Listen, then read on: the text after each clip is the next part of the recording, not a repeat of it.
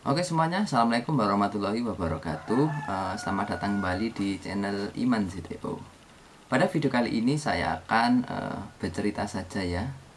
Saya akan menceritakan tentang fenomena luar biasa yang terjadi dalam dunia perkeretaapian di Indonesia. Dan cerita kali ini dikirim oleh teman saya, yaitu Mas Rahmat Saputra dari Bukit Tinggi, Sumatera Utara. Jadi dia menceritakan dua buah cerita yang dialami semasa kakeknya dulu saat menjabat sebagai seorang masinis. Jadi Mas Rama Saputra ini tuh kakeknya dulu itu seorang masinis di divisi regional, entah di divisi regional 1 Sumatera Utara atau yang di Padang ya. Jadi intinya dulu itu kakeknya itu seorang masinis. Dia menceritakan dua buah kisah yang cukup pilu ya. Jadi ceritanya ini hampir tentang musibah. Semuanya tentang musibah. Kita akan langsung bercerita saja ya. Jadi ceritanya ini dulu itu, yang cerita pertama ya. Ini dulu itu ada seorang teknisi kereta api yang hampir masuk turbin lokomotif jenis BB ya. BB-nya itu kalau di sini diceritakan itu BB306 tahun 2003. Ini menurut cerita dari Mas Rahmat Saputra yang diceritakan dulu oleh kakeknya ya. Jadi tahun 2003 dulu itu ada seorang teknisi yang hendak membersihkan turbin di dalam sebuah lokomotif BB 306. Nah, di saat beliaunya itu masuk ke dalam turbin itu area masuk ya ruang turbin itu ada teknisi lain yang menghidupkan lokomotif itu atau meng-startup lah, kalau apa ya, menyalakan mesin. Lantas si orang yang berada di dalam turbin itu mohon maaf ini ya, ini kepotong-potong tubuhnya. Jadi kalau diceritakan di sini itu pinggang ke bawah itu hancur, tapi yang tersisa itu cuma bagian sini pinggang itu ke atas. Dan waktu itu beliaunya itu masih setengah sadar, jadi mohon maaf ya, belum meninggal di tempat. Dan teknisi lain yang berada di luar itu buru-buru menyuruh untuk mematikan mesin karena memang ada yang minta tolong dari dalam turbin. Setelah mesin mati, ada yang di sini ceritakan ada yang cepat suruh matikan engine-nya. Jadi mesinnya itu ada yang buru-buru suruh matiin gitu. Si beliau yang di dalam turbin itu sudah kepotong-potong. Terus dua orang di dalam kabin yang menyalakan turbin itu nggak tahu sebenarnya ya. Nggak tahu, mungkin teknisi baru mungkin ya. Ceritanya seperti itu ceritanya. Nah, di akhir kejadian itu si teknisi baru itu langsung dipecat dan dituntut katanya. Diceritakan itu orang yang di dalam turbin itu yang tadi kepotong itu katanya itu sudah mau pensiun, mungkin sudah berumur ya, udah cukup tua, hampir pensiun, tapi malah mendapatkan musibah itu. Lalu seorang teknisi yang satunya lagi mengajarkan teknisi baru yang menyalakan engine tadi itu juga sama-sama terkena imbasnya. Jadi kemungkinan keduanya itu dipecat dan dituntut juga. Tapi di sini ceritanya teknisi yang mengajarkan si teknisi baru itu sama-sama kena. Nah, begitu. Dan sekarang lokomotif BB 306-nya itu sudah kafir, sudah tidak beroperasi kembali. Nah, singkat ceritanya itu akhirnya si beliau yang tadi itu kepotong itu meninggal dunia karena kelamaan dibawa ke rumah sakit. Jadi mungkin penanganannya kurang tanggap atau memang sudah terlalu parah ya. Kepotong maksudnya ke tubuhnya kepotong-potong gitu ya. Walau alam ya, hanya Allah yang tahu ya. Jadi ini di sini diceritakan bahwa mulai sekarang setiap jenis lokomotif BB 30 berapa kalau mau bersihin turbin itu nggak boleh di depo lagi sekarang dan harus dibawa ke balai yasa agar mungkin safety-nya lebih bagus ya, begitu. Oke, itu cerita pertama ya. Lalu ini ada cerita kedua lagi nih. Ini masih dari kakeknya si Rahmat Saputra ini. Nah, ini bercerita tentang tiang jembatan di sungai ya, tiang jembatan di sungai ya. Tapi ini jembatannya bernama Sei Ular. Mungkin ada yang pernah dengar ya mungkin ya. Nah, ini diceritakan sewaktu kakek Mas Rahmat ini menjabat sebagai masinis lokomotif uap. Nah, lokomotif uap bro, nguk gitu ya. Nah, kalau ini kejadiannya cukup lama ya, pada tahun 1989.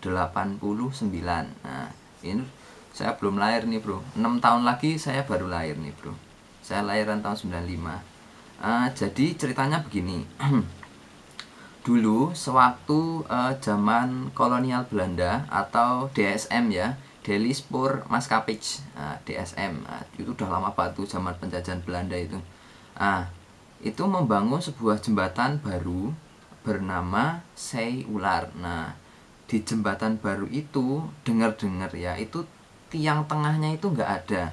Nah, kenapa nggak ada? Di sini diceritakan itu, ini di sini nggak diceritakan ya, kenapa di jembatan panjang itu penyangga tengahnya nggak ada, itu nggak diceritakan. Tapi yang diceritakan di sini lebih ke spesifik ke aura-aura gitunya yang nah gitulah, kalian mesti tahu lah.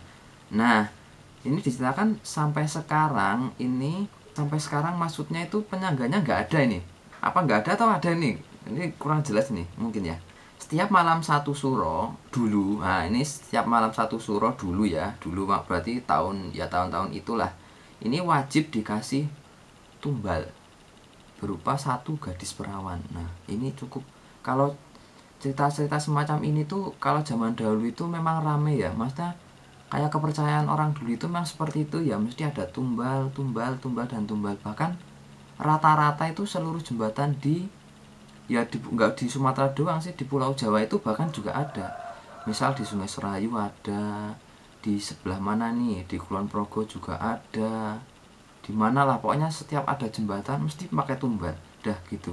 Nah, ini ngerinya ini ya, ini kepalanya itu digantung di tengah badannya, lalu dipenggal bro, dipenggal di sungai. Ih, ngeri ya ternyata ya ini. Tapi kisah kelam dulu ya, tapi sekarang udah nggak ada yang percaya. Mungkin ceritanya itu udah, itu nggak ada yang percaya, itu mungkin dianggap cerita dongeng mungkin ya. Tapi memang kejadian seperti ini sering banyak terjadi memang, tapi mungkin kebanyakan ya itu orang-orang nggak pada percaya ya. Sekarang kan udah enak kan ya, bangun jembatan pakai alat itulah. Tapi nggak tahu dulu-dulunya gimana kan ya. Ada yang bangun jembatan di Jawa Barat itu, jembatan kereta, nyampe tanah itu bola bali ambles terus. Akhirnya dikasih tumbal untuk agar tiang penyangganya itu kuat, dan itu benar-benar jadi kuat bro. Jadi emang kalau masalah kepercayaan kayak gitu itu dulu memang ada, jadi jangan dihilang-hilangkan gitu ya.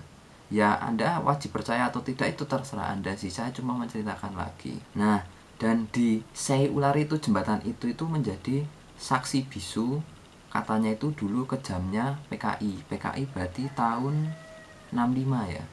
Berarti sesudah Indonesia merdeka, berarti di sana itu wah, berarti banyak darah mengalir di sana dulu. Dan dulu lokomotif uap yang dijalankan oleh kakeknya Mas Rahmat Saputra ini itu sering ambil air di situ ya, kayak di itu ya, Ambarawa itu ya. Kalau yang kerel ke Bedono itu kan kalau ngambil air kan di itu kan selokan sawah ya. Nah, itu dari cerita dari almarhum kakeknya si Mas Rahmat Saputra. Jadi mas kakeknya itu sekarang itu sudah nggak ada ya, sudah nggak ada. Dan mungkin ini cerita dulu ya, waktu si Mas Rahmat itu kecil ya. Karena Mas Rahmat sendiri itu sekarang itu sudah lulus SLTA ya, sekolah lanjut tingkat akhir, tingkat atas apa akhir sih, tingkat akhir ya.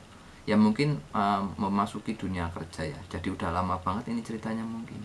Nah, dan sekarang jalur di Sei Ular itu sekarang itu masih aktif, dan Diceritakan di sini setiap malam Jumat ya wajib dikasih berupa kepala kerbau 1. Ini setiap malam Jumat nih. Berarti setiap malam Jumat dong. Bentar. Oh, enggak. Di sini itu di hari-hari tertentu saja. Jadi setiap malam Jumat di hari-hari tertentu itu kepala kerbaunya itu ditaruh di situ. Entah dikubur atau dilempar, saya juga nggak tahu, di sini nggak diceritakan. Ini karena apa? Ini di sini juga diceritakan. Jadi ceritanya agak loncat-loncat ya, saya juga bingung nih. Nah, ini dulu itu pas menaikkan rangka kurungnya di jembatan itu sering patah terus, makanya dibuatkan sesajen atau sesaji seperti ini ya. Itu jembatan nggak ada pilar tengahnya itu nggak ada, itu yang bikin unik itu. Nah, ini yang bikin menjadi kemisteriusan air-air ini gitu ya. Dan badannya itu dimasak. Oh, badannya dimasak kayak rendang. Dan ini nggak tahu ini dimasaknya itu buat warga sekitar atau untuk si jembatan itu tadi ya. Nah, ini juga walau alam ya, mau percaya atau tidak tentang kepercayaan ini ya, paling kita hanya bisa menghormati saja ya kepercayaan orang-orang di sana gitu. Oke, mungkin itu saja yang bisa saya ceritakan ya. Ini tentang cerita 2 kejadian pilu ya di masa lalu yang telah terjadi di dunia perkeretaapian kita ya. Semoga kejadian itu tidak terulang kembali ya. Amin lah gitu lah. Dan terima kasih kepada Mas Rahmat Saputra yang sudah mau bercerita, mau mengirimkan cerita kepada saya. Terima kasih sekali. Dan kepada teman-teman sekalian yang mau berbagi cerita dengan saya, silahkan nanti bisa kirim ceritanya ke DM saya di Instagram, bisa ke Facebook juga bisa. Nanti akan saya ceritakan di bagian cerita ini.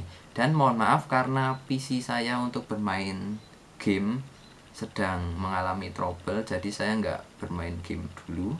Mungkin nanti ilustrasinya nggak ada ilustrasinya ya, cuma mungkin muka saya sama ini ya, ponsel ini yang turut hadir di layar HP Anda ya. Mungkin sekian, terima kasih. Wassalamualaikum warahmatullahi wabarakatuh.